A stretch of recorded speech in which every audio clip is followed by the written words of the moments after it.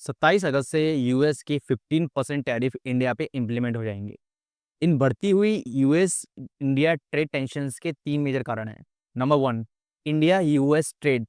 Financial year 2024-25 में India और US की ट्रेड था $212 बिलियन का, जिसमें से $128 बिलियन के गुड्स का ट्रेड था, साथ में $84 बिलियन का आईटी एंड सर्विसेज में काम हुआ।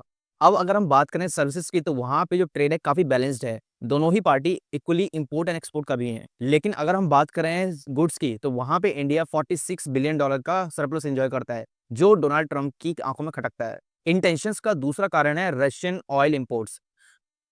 Yes, India crude oil import करता है रशिया से, और हम आगे भी करते रहेंगे, क्योंकि इंडिया का टोटल कंजम्पशन का 85% क्रूड ऑयल हम इंपोर्ट करते हैं, और रशिया हमारी नज़दीक है, तो वो ट्रांसपोर्ट कॉस्ट भी कम हो जाती है। वहीं रशियन ऑयल सस्ता भी है, क्योंकि भूल गए 2022 में तुमने ही रशिया के ऊपर सैंक्शंस लगाए थे और कहा था कि रशिया अगर अपना ऑयल मार्केट में बेचना चाहता है, तो उसको मार्केट रेट से कम रेट पे ऑयल बेचना होगा। तीसरा और एक मेजर कारण है इंडियन मार्केट का इनकम्प्लीट एक्सेस होना यूएस के एग्रीकल्चर और डेयरी प्रोडक्ट्स के लिए।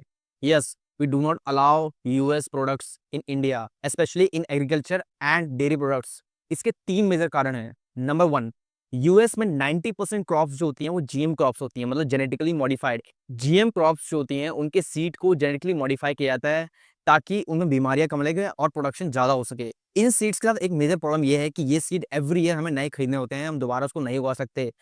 अदरवाइज जिन कंपनीज ने आपको जीएम सीड्स बेचे हैं, वो आपका केस कर सकती हैं आईपीआर राइट के अंदर। अब सोचो यही सिनेरियो अगर इंडिया में इंप्लीमेंट हो जाए, जहां पे हम पुराने सीड्स को रीयूज करते हैं for replanting next crop.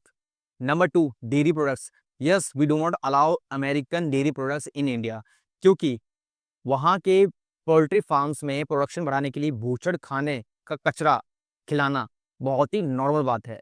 Number 3, आपके एग्रीकल्चर प्रोडक्ट काफ़ी सब्सिडाइज होते हैं। जैसे अगर हम बात करें यूएस में, तो $61,000 का सब्सिडी मिलता है एवरी फार्मर को एवरी ईयर इन यूएस, जो होता है करीब 54 लाख रुपए इन करेंसी में।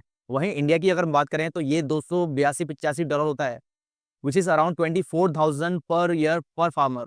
So, President Donald Trump, please stop destroying India-US relations